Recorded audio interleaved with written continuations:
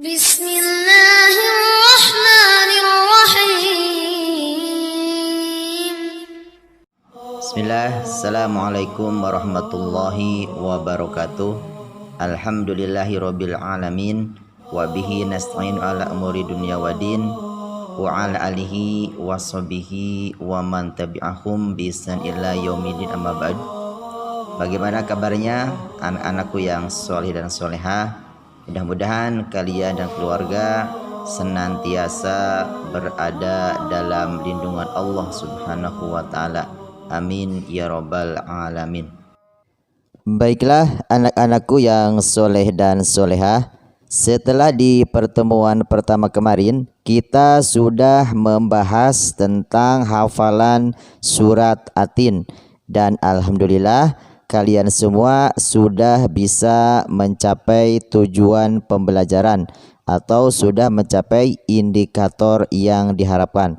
Nah, untuk sekarang di pertemuan yang kedua atau di materi yang kedua, kita akan membahas salah satu hadis Rasulullah SAW, yaitu yang berkaitan dengan adab makan. Namun ya, sebelum kita masuk ke materi yang lebih dalam, kita akan lihat dulu tujuan atau indikator yang harus dicapai oleh kalian anak-anak yang soleh dan solehah setelah mempelajari hadis adab makan tersebut. Jadi setelah mempelajari hadis adab makan, diharapkan kalian mampu atau bisa, yang pertama, mampu menghafal hadis adab makan baik bahasa Arabnya ataupun terjemahnya. Kemudian yang kedua, mampu atau bisa menulis hadis adab makan baik bahasa Arabnya ataupun terjemahnya. Kemudian yang ketiga, bisa mengartikan atau menerjemahkan potongan hadis adab makan. Kemudian yang keempat, harus bisa menyambung atau melanjutkan potongan hadis adab makan.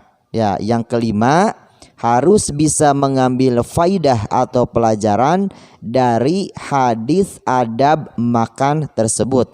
Dan yang terakhir, yang terpenting atau yang paling utama adalah kalian harus bisa mempraktekkan atau merealisasikan tentang tata cara atau bagaimana ketika kita makan, adab-adabnya sesuai dengan tuntunan Rasulullah yang telah diajarkan di hadis adab makan tersebut, baik ketika berada di lingkungan sekolah, di lingkungan keluarga ataupun di lingkungan masyarakat. Ya, mudah-mudahan Allah Subhanahu wa taala memberikan kemudahan kepada kita semua. Kemudian setelah kita tadi sama-sama lihat dan saksikan tujuan pembelajaran atau indikator yang harus dicapai setelah kita mempelajari di pelajaran yang kedua ini, sekarang mari kita lihat dan sama-sama saksikan. Ya, di situ tertulis ada hadis adab makan, ya, bahasa Arabnya dan terjemahnya. Ya, sekarang kita sama-sama baca. Ya, bahasa Arabnya dulu kita baca, yang bunyinya, Nabi Muhammad SAW bersabda, "Ya gulamu, samillaha wa kul biyaminika wa kul mimma yalika." Kemudian kita baca artinya, "Wahai ananda, bacalah bismillah dan makanlah dengan tangan kananmu, dan makanlah apa yang ada di dekatmu." Hadis sahih riwayat Bukhari, Muslim, dan Ibnu Majah. Baiklah anak-anakku yang soleh dan solehah, setelah tadi kita sama-sama baca dan saksikan hadis adab makan secara keseluruhan, baik bahasa Arabnya ataupun terjemahnya. Kemudian sekarang kita juga akan lihat potongan hadis adab makan beserta terjemahnya. Ya, sekarang sama-sama kita lihat ada tulisan ya gulamu yang artinya wahai Ananda. Kemudian selanjutnya ada tulisan samillaha yang artinya bacalah bismillah. Kemudian wakul yang artinya dan makanlah. Selanjutnya ada tulisan biyaminika yang artinya dengan tangan kananmu. Kemudian ada tulisan wakul dan makanlah. Kemudian terakhir ada tulisan mimma yalika yang artinya apa yang ada di dekatmu, yaitulah terjemah atau arti dari hadis ada makan yang berupa potongan atau kata per kata.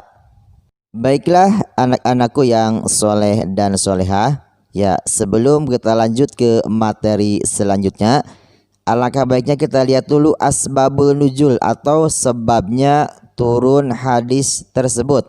Ya, bahwasanya ketika itu suatu hari Rasulullah SAW sedang makan bersama keluarganya.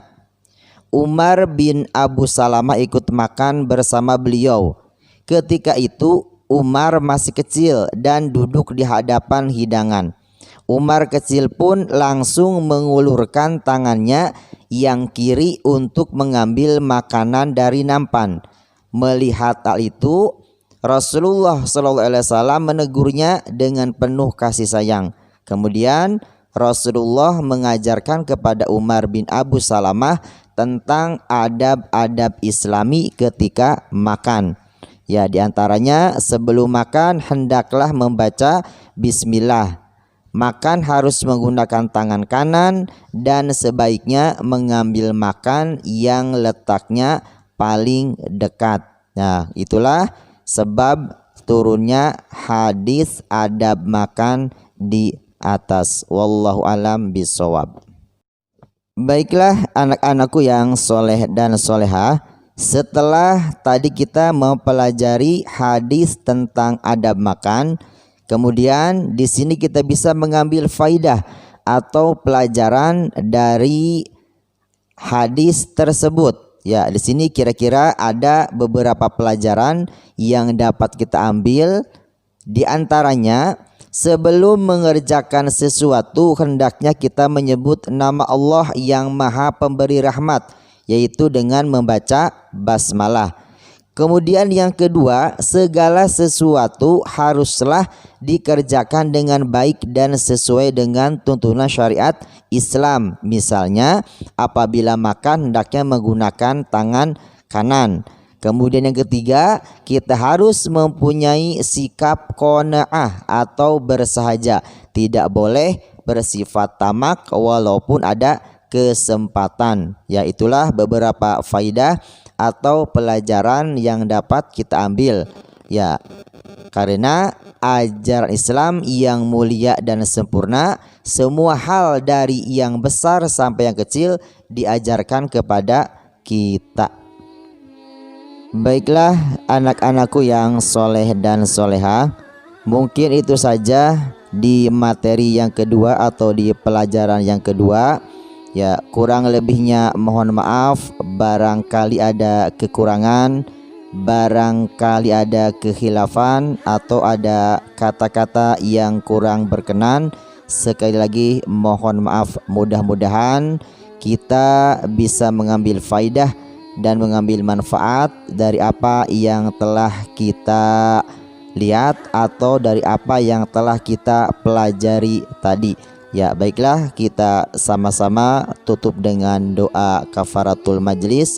Subhanakallahumma wa bihamdika asyhadu an la ilaha illa anta astaghfiruka wa atubu ilaik. Wassalamualaikum warahmatullahi wabarakatuh.